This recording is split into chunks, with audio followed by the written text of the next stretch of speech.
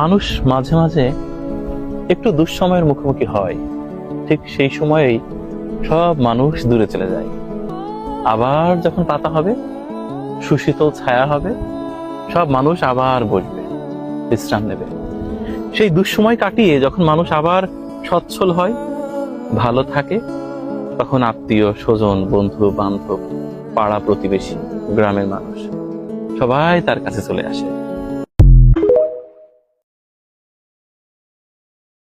অনেকে জানে না কার সাথে কেমন করে কথা বলতে হয়।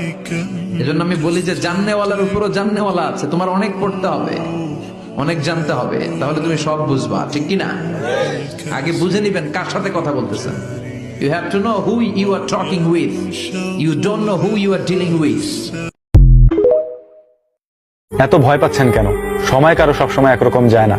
পাখি যখন জীবিত থাকে তখন পিঁপড়াকে খেয়ে ফেলে, ওই পাখিটাই যখন মারা যায় তখন পিঁপড়া তাকে খেয়ে ফেলে। একটি গাছ হাজারো দেশলাইয়ের কাঠি তৈরি করতে পারে, কিন্তু একটি দেশলাইয়ের কাঠি হাজারো গাছ জ্বালিয়ে দিতে পারে।